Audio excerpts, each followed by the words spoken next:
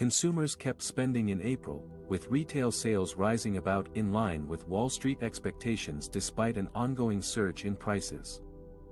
According to the Commerce Department report, retail sales increased 0.7% from March to $691.7 billion, and 2.9% above April 2022.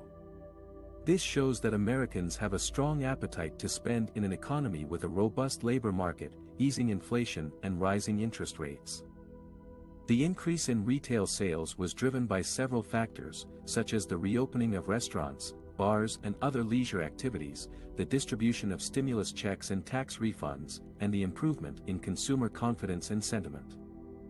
Some of the sectors that saw the biggest gains in April were food services and drinking places, up 13% from last year, non-store retailers, up 12.3% from last year, and sporting goods, hobby, musical instrument and bookstores, up 10.5% from last year. However, not all categories of retail sales performed well in April. Some of the sectors that saw declines were motor vehicle and parts dealers, down 3.1% from March, clothing and clothing accessories stores, down 2.4% from March, and electronics and appliance stores, down 1.9% from March. These declines reflect some of the challenges that retailers face, such as supply chain disruptions, inventory shortages, higher transportation costs and rising commodity prices. Overall, the retail sales report for April indicates that consumers are willing and able to spend their money on a variety of goods and services, despite the headwinds of higher prices and interest rates. This bodes well for the economic recovery and growth in the second quarter of 2023. One of the main drivers of retail sales growth in April was the strong demand for motor vehicles. Americans bought more cars and trucks last month, boosting the sales of auto dealers by 2.9%. This was the largest increase since October 2020, when sales rose by 3.2%.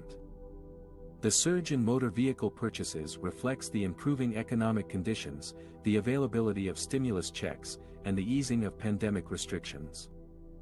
Many consumers who delayed buying new vehicles last year due to the health crisis and supply chain disruptions are now returning to the market. Motor vehicles are a big-ticket item that account for about 20% of total retail sales. Therefore, their performance has a significant impact on the overall spending trends. By contrast, other categories of retail sales showed weaker results in April. Sales of clothing and accessories fell by 5.1%, while sales of sporting goods, hobby, musical instrument and bookstores dropped by 3.6%. Sales of building material and garden equipment also declined by 0.4%, after a strong gain in March. These categories may have been affected by factors such as unfavorable weather, higher prices, and shifting consumer preferences. As Americans spend more on motor vehicles, they may have less money to spend on other goods and services. One of the most notable trends in consumer spending in April was the shift from goods to services. As more Americans got vaccinated against COVID-19 and felt safer to go out, they spent more money on activities that they had avoided or restricted during the pandemic. For example, restaurants and bars saw a 3% rise in receipts in April, following a 13.4% surge in March. This was the highest level of spending on food services since February 2020, before the coronavirus crisis hit the United States. On the other hand, spending on goods declined or stagnated in most categories, as consumers had less need or desire to buy more stuff after stocking up on essentials and splurging on big-ticket items in previous months. Sales at clothing stores fell by 5.1%, while sales at sporting goods, hobby, musical instrument and bookstores dropped by 3.6%. Sales at gas stations also decreased by 1.1%, reflecting lower gasoline prices in April. Even online retailers, which had benefited from the boom in e-commerce during the pandemic, saw their sales unchanged from March. The shift from goods to services is a sign of a more balanced and sustainable recovery, as consumers resume their normal spending patterns and support the service sector, which accounts for a large share of employment and output in the U.S. economy.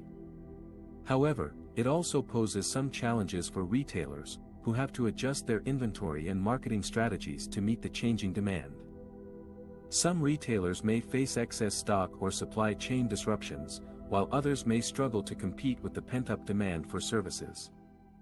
Retailers will have to be flexible and innovative to keep attracting customers and maintain their sales momentum in the coming months.